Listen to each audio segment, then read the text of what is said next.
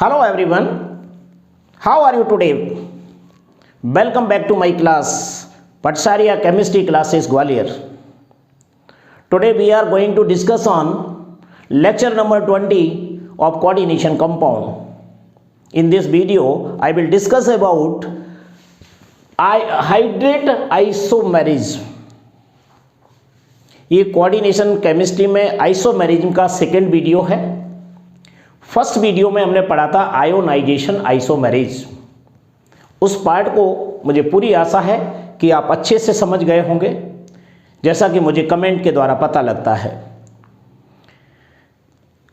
आप लोगों से एक रिक्वेस्ट ज़रूर है कि आप वीडियो देखने के बाद आप ज़्यादा से ज़्यादा वीडियो को शेयर कीजिएगा स्टूडेंट्स को। वीडियो देखने के बाद कुछ कमेंट कीजिए जिससे मुझे पता लगे कि ये वीडियो आपको कैसा लग रहा है।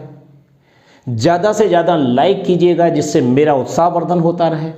एक टीचर को क्या चाहिए, आपको फ्री में वीडियो पढ़ा रहा हूँ, 3-3, 4-4 घंटे में मेहनत करता हूँ आपको एक वीडियो बनाने के लिए। तो आपसे उम्मीद करता हूँ कि जो बच्चे ज़्यादा से ज़्यादा 11th-12th क्लास में जुड़ते जाएंगे, मेरा उत्साह बढ़ता जाएगा। मैं आपको ज़्यादा से ज़्यादा कॉन्सेप्ट क्लियर करूँगा, ज़्यादा से ज़्यादा सिलेबस कवर कराऊँगा। बस एक ही चीज़ आपसे रिक्वेस्ट है कि आप ज़्यादा से ज़्यादा वीडियो को प्लीज़ शेयर कीजिएगा। कमेंट ज़रूर लिखा करिएगा, थोड़ा सा समय निकाल के। अगर आपने वीडियो देख रहे हैं, नोट्स बना रहे हैं, तो कम से कम कुछ कमेंट में लिखिए ज़रूर। अगर वीडियो आपको अच्छा नहीं लग रहा है तब भी आप कुछ लिखिएगा, इससे मुझे पता लगेगा कि मैं आपके लिए और क्या हेल्प कर सकता हूँ। लाइक ज़्यादा से ज़्यादा जब मुझे दिखेंगे तो मुझे लगेगा वीडियो ज़्यादा से ज़्यादा लोग देख रहे हैं। तो ये सारी बातों का आपको ख्याल रखना है। आप स्टूडेंट्स हैं और स्टूडेंट्स अगर वीडियो को देखेंगे तभी मुझे पता लगेगा कि मेरा वीडियो कहाँ तक पहुँच रहा है और मैं आपकी किस प्रकार से सहायता कर सकता हूँ। तो चलिए आज का वीडियो स्टार्ट करते हैं और मैं उम्मीद करूंगा कि जो मैंने आज बोला है उसको आप फॉलो करके मेरा उत्साह जरूर बढ़ाएंगे। तो देखिए, आज हम पढ़ रहे हैं हाइड्रेट आइसोमेरिज्म। आयोनाइजेशन आइसोमेरिज्म अगर आपने अच्छे से पढ़ी है तो देखिए ये बिल्कुल सिमिलर है आयोनाइजेशन आइसोमेरिज्म के, बिल्कुल सिमिलर है। थोड़ा सा कुछ चेंज है वो मैं आज बताऊंगा। तो पहले तो आपको मैं बता दूं, इसमें कुछ डिस्क्रिप्शन लिख लेते हैं और एग्जाम्पल के द्वारा इसे मैं आपको समझाऊंगा। तो देखिए, this isomerism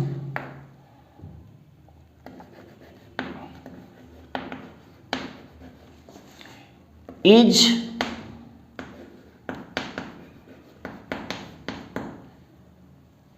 similar to ionization isomerism।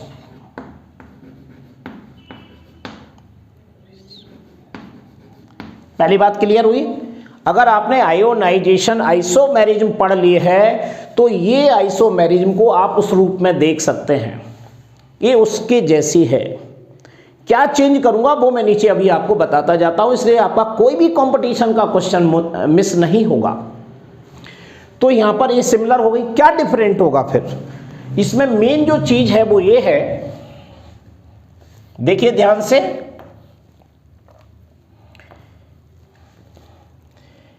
In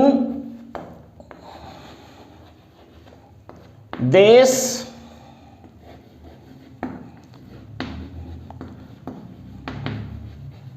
isomerism water molecule present in the complex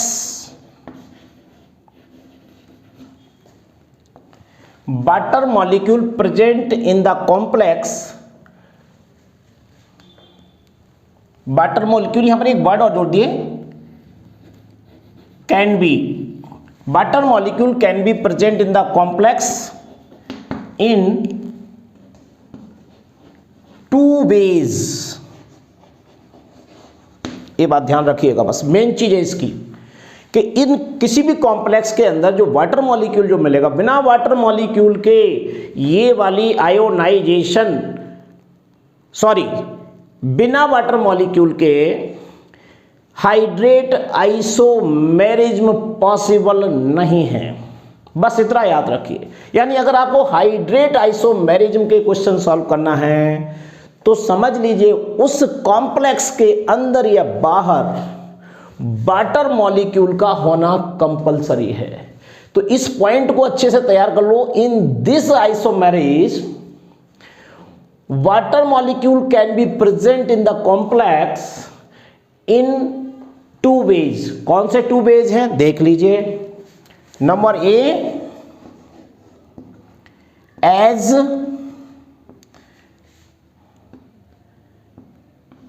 A ligand.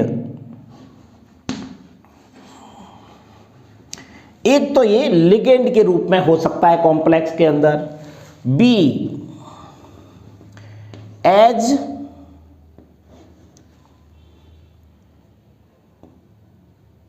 H2O of crystallization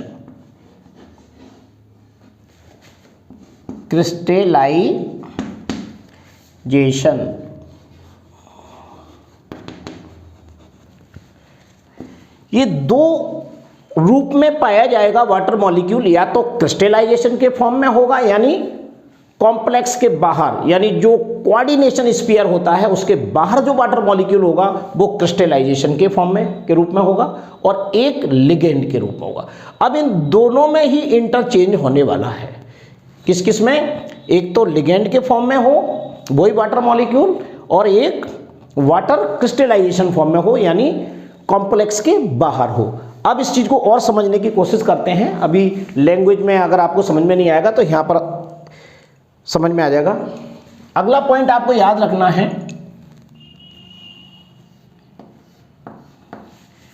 it arises, यानी ये उत्पन्न कैसे होती है। इट एराइजेज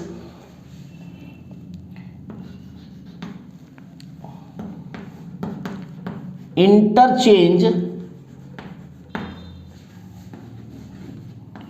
of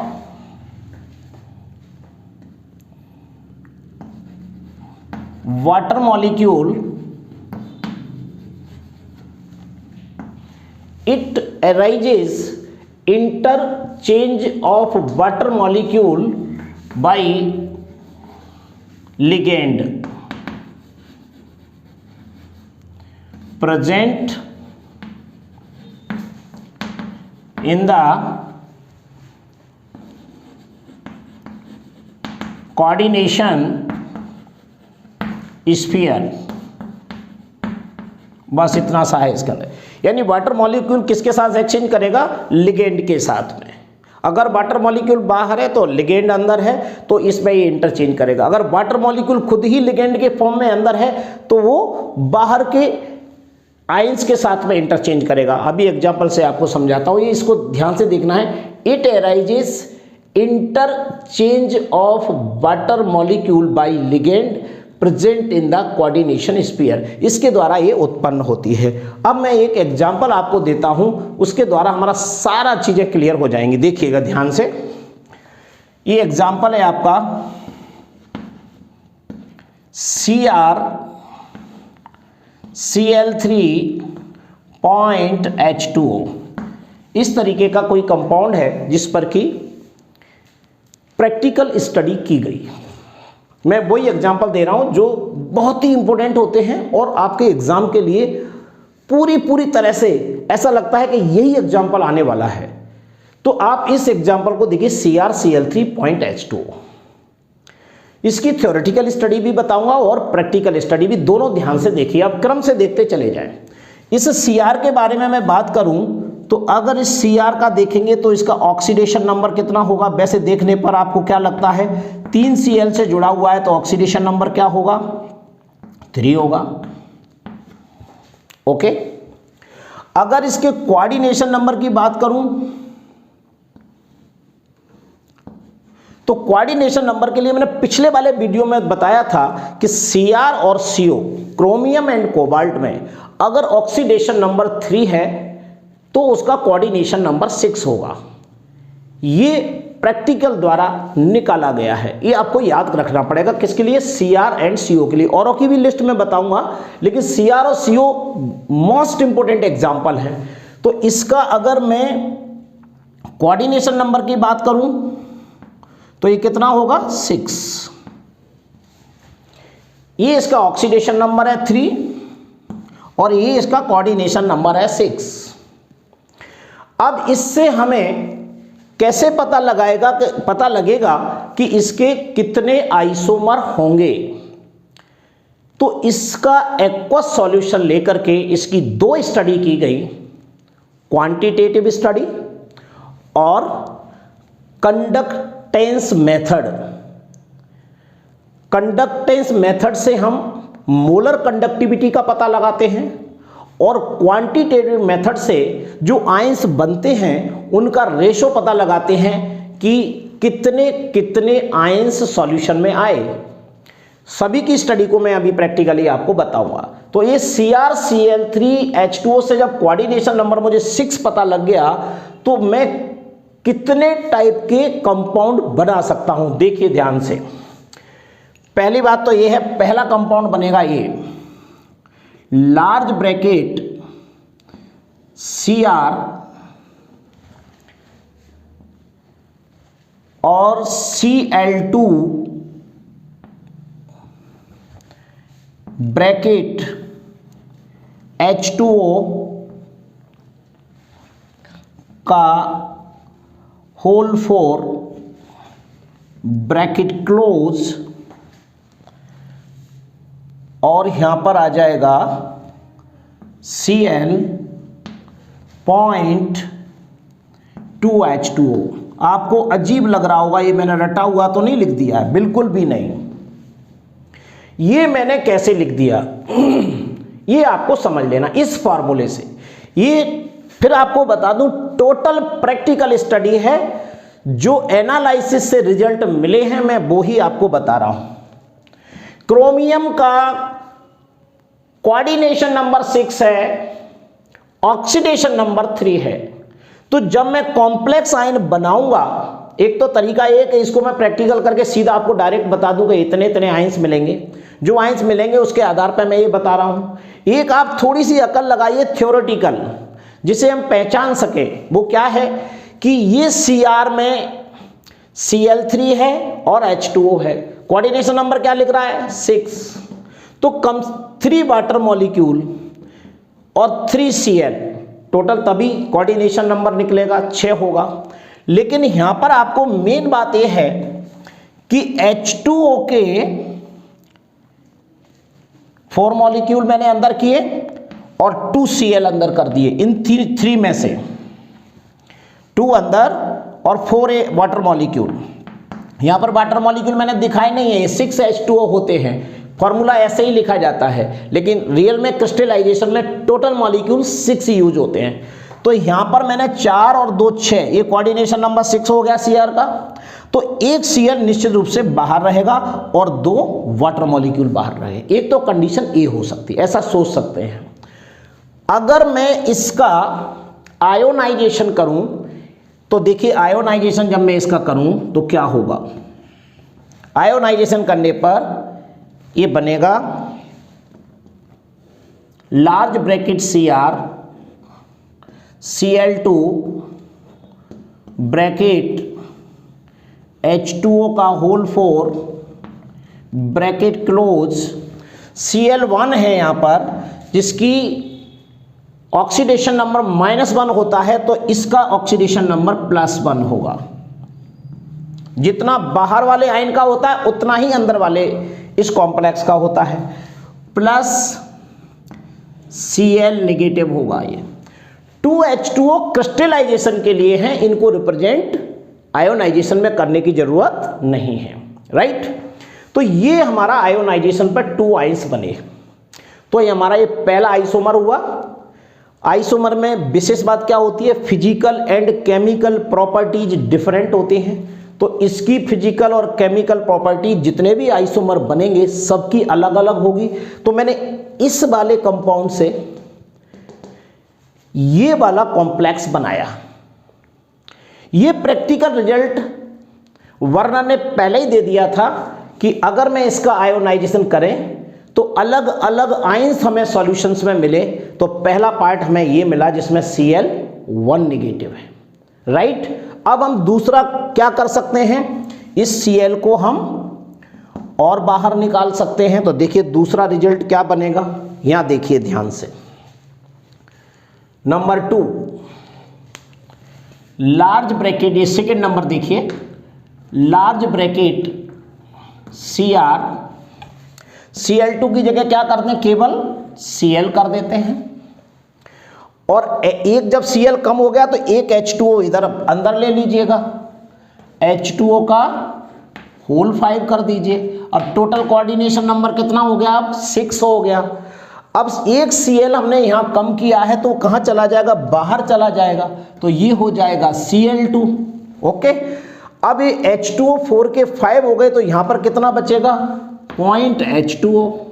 ये देखिए ये बन गया, अपने आप बना सकते हो। पिछले वीडियोज में मैंने आपको आयोनाइजेशन करना बताया था। अगर मैं इसका आयोनाइजेशन करूं,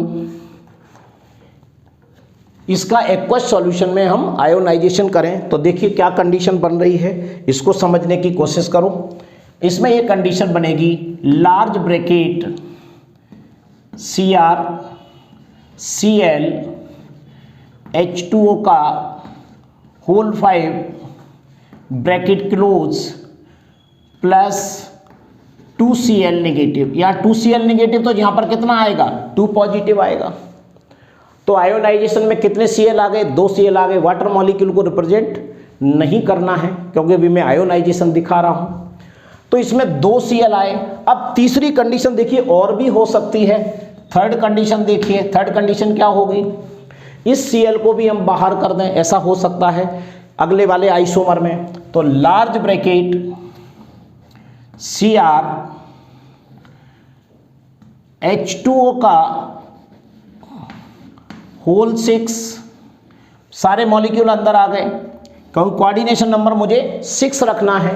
तो ये H2O अंदर आ गया और ये Cl बाहर चला गया। तो यहां पर क्या हो जाएगा, पॉइंट Cl3, ये आया। अगर इसका आयोनाइजेशन करते हैं तो देखिए क्या बनेगा, ये बनेगा लार्ज ब्रैकेट Cr H2O का whole 6 bracket close plus 3Cl negative. जब 3Cl निगेटिव है तो यहां पर कितने आएंगे, 3 पॉजिटिव। इसमें 3 Cl निगेटिव आयंस आए। अब आप देख रहे हैं कि इस वाले कंपाउंड के 3 आइसोमर हो रहे हैं, 1, 2 एंड 3। यहां पर नंबर और डाल देता हूं मैं, ये 1 है। अब ध्यान से देखते जाना, रिएक्शन आपको कंफ्यूजन कर सकती है लेकिन मैं बार बार रिवाइज करूंगा। CrCl3 पॉइंट H2O के 3 आइसोमर हैं। 3 आइसोमर में आपको मैंने पहले बताया, कॉन्सेप्ट इसका ये है कि इसका हमें कोऑर्डिनेशन नंबर और ऑक्सीडेशन नंबर पहले से ही मालूम है, तो हम आसानी से इसके आइसोमर बना सकते हैं। आइसोमर में मैंने यहाँ पर हेडिंग में क्या दिखाया था आपको इस पॉइंट में, in this isomerism water molecule can be present in the complex in 2 ways, as a ligand, be as H2O of crystallization. तो यहां पर देखिए लिगेंड के रूप में वो कहलाएगा जो कॉम्प्लेक्स के अंदर है, ओके, ये देखो कॉम्प्लेक्स के अंदर है, और जो बाहर है वो क्रिस्टलाइजेशन के लिए यूज है। तो वाटर मॉलिक्यूल का लिगेंड के साथ यानी Cl के साथ में इंटरचेंज हो रहा है। वाटर मॉलिक्यूल का Cl के साथ इंटरचेंज हो रहा है, लिगेंड का और H2O का इंटरचेंज हो रहा है। उसी से जितनी बार इंटरचेंज होगा उतने ही आइसोमर बनेंगे। तो देखिए इसके 3 से ज़्यादा आइसोमर अब आप नहीं बना सकते हैं। और तीनों का कैसे पता लगा, इसको अपन बोलते हैं, इस स्टडी को समझ लो अब।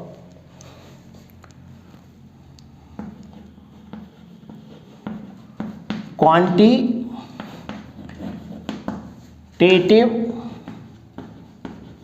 एनालिसिस। ये क्या होता है, क्वांटिटेटिव एनालिसिस से हमें पता लगता है कि ये रिएक्शन रियल वे में राइट है या रॉन्ग है। तो देखिए इन तीनों का अगर हम देखेंगे, फर्स्ट, सेकेंड और थर्ड का कलर अलग अलग होता है, लेकिन अगर हम इसकी रिएक्शन किससे कराएं, देख लीजिए क्वांटिटेटिव एनालिसिस में मैं आपको रिएक्शन कराना बता रहा हूं।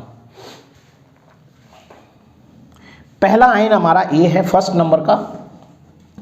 यहां पर क्या बना हमारा Cl नेगेटिव।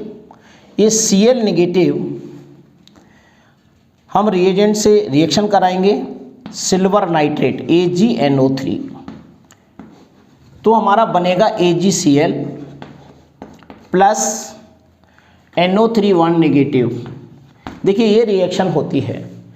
क्वांटिटेटिव एनालिसिस में जो आयन बना था हमारा, इसकी सिल्वर नाइट्रेट से रिएक्शन कराते हैं तो सिल्वर क्लोराइड का व्हाइट प्रेसिपिटेट मिलता है, सिल्वर क्लोराइड का व्हाइट प्रेसिपिटेट। दूसरी रिएक्शन उन्होंने कराई तो यहां देखा कि 2Cl नेगेटिव आयन है सेकेंड रिएक्शन में, इसकी भी इसी से रिएक्शन कराई AgNO3 से। तो उन्होंने क्या देखा कि यहां पर भी AgCl बन रहा है, यहां भी क्या बन रहा है AgCl बन रहा है, लेकिन कितने मॉलिक्यूल बनेंगे, 2 मॉलिक्यूल बनेंगे। बैलेंस नहीं करके दिखा रहा हूं, 2Cl है तो 2 AgCl के मॉलिक्यूल बनेंगे और NO3 नेगेटिव बाहर निकल जाएगा। बैलेंस ही अभी नहीं देखना है क्योंकि मैं प्रैक्टिकल वैल्यू बता रहा हूं। जब ये 2Cl है तो समझ लीजिए 2 AgCl निकलेंगे, बैलेंस आप कर सकते हो। यहाँ 2 AgCl लेकर के 2 NO3 नेगेटिव आइंस निकाल सकते हो।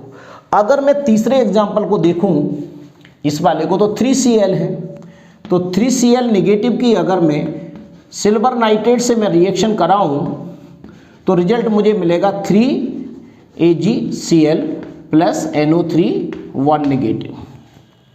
ओके, मैं फिर आप बार बार कहूँगा कि इनको मैंने बैलेंस नहीं किया, आप 2 AgNO3 लेकर के या 3 AgNO3 लेकर के निकालेंगे, उतने ही मॉलिक्यूल यहाँ पर निकल जाएंगे। ये सभी के सभी कैसा प्रेसिपिटेट आएगा, व्हाइट प्रेसिपिटेट आएगा।